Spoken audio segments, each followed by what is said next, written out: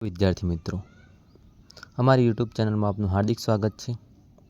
આજે આપણે ધોરણ 9ના વિજ્ઞાન વિષયમાં પ્રકરણ 1 આપણી આસપાસમાં દ્રવ્ય વિશે સમજૂતી મેળવીશું.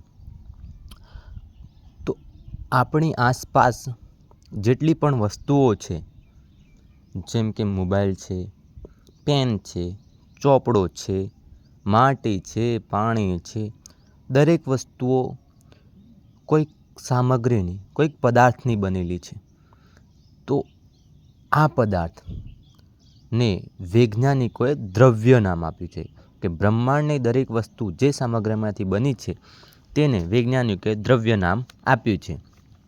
ઉદાહરણ તરીકે હવા, પાણી, જમીન, ધાતુઓ, પથ્થરો, દરેક વસ્તુ કે જે આપણે દેખાય છે એ વસ્તુઓ દ્રવ્યની બનેલી છે. હવે દ્રવ્ય એ જગ્યા રોકે છે. દરેક વસ્તુને આપણે જોઈએ તો એ થોડી થોડી જગ્યા રોકતું હોય છે. કોઈક જગ્યા વધારે રોકે, કોઈક થોડી જગ્યા રોકે, પણ જગ્યા રોકે છે. જેને આપણે કદ કહીએ છીએ કે આ વસ્તુનું કદ આટલું છે, કે આ મોબાઈલનું કદ આટલું છે. એવી રીતના દરેક વસ્તુને નિશ્ચિત દળ પણ હોય છે. દળને આપણે સાદી ભાષામાં કહીએ તો એ કણોનું જે અંદર કણોની સંખ્યા છે કે એને આપણે દળ કહી શકીએ કે એનું નિશ્ચિત દળ હોય છે. હવે પ્રાચીન ભારતમાં આપણે સાંભળ્યું હશે કે જૂની વાર્તાઓમાં કે એમાં કે આપણું શરીર પંચતત્વોનું બનેલું છે. તો પ્રાચીન ભારતના તત્વજ્ઞાનીઓ હતા તે પદાર્થને મૂળભૂત 5 તત્વોમાં વર્ગીકૃત કરેલા, જેને આપણે પંચતત્વ તરીકે ઓળખીએ છીએ. આ પંચતત્વ હવા, પાણી, પૃથ્વી, અગ્નિ અને આકાશ છે. તો પંચતત્વોના નામ આપણને યાદ રહેવા જોઈએ. તો કે હવા, પાણી, પૃથ્વી, અગ્નિ અને આકાશ. આમ આપણને દ્રવ્ય અંગેનો ખ્યાલ આવ્યો. હવે જોઈએ કે દ્રવ્યનો ભૌતિક સ્વભાવ કેવો છે, કે દ્રવ્ય છે પણ એનો સ્વભાવ કેવો છે. તો કે દ્રવ્ય એ કણોનું બનેલું છે. કણ એટલે કે આપણે નાના કોઈક માટીમાં રમતા હોઈએ તો આપણને નાના કણ જોવા મળે છે. તો એ દ્રવ્ય. એવી રીતે દરેક પદાર્થ છે, જેમ કે ચોક છે, એને તોડીને ભૂકો કરીએ તો એના અંદર નાના કણો જોવા મળે છે.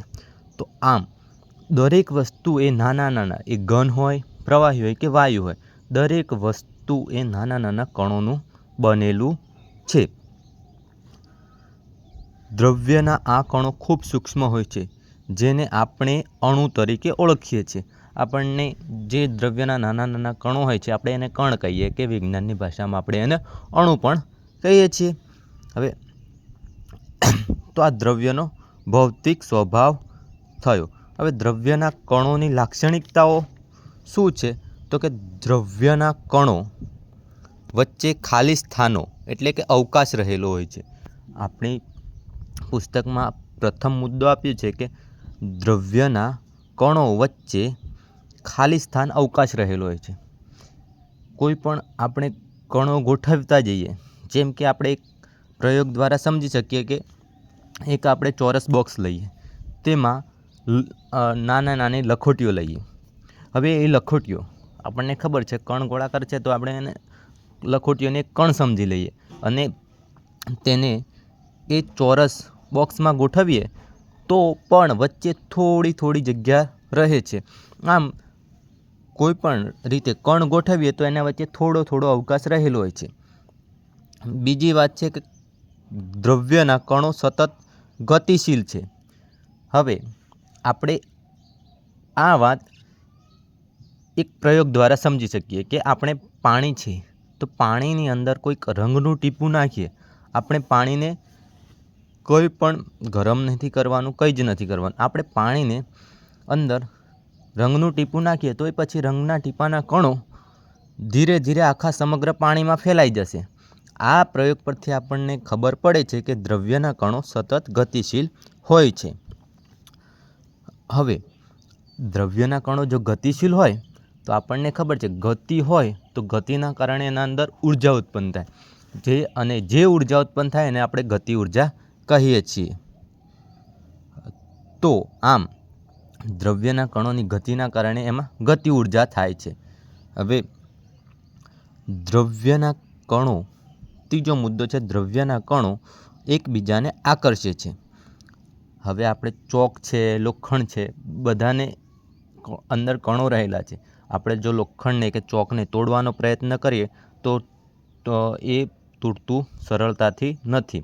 આમ એકબીજાને આકર્ષેલા રહે છે. કણો એકબીજાને પરસ્પર આકર્ષે છે. તેથી એમના વચ્ચેનું આકર્ષણ બળ એમને એકબીજાથી છૂટા પડતા અટકાવે છે. આમ આપણે આ દ્રવ્યના કણોની 3 લાક્ષણિકતાઓ યાદ રાખીશું. તો આવા જ વિડીયો જોવા માટે અમારી YouTube ચેનલને સબસ્ક્રાઈબ કરો. જો વિડીયો ગમે હોય તો લાઈક કરો. ધન્યવાદ.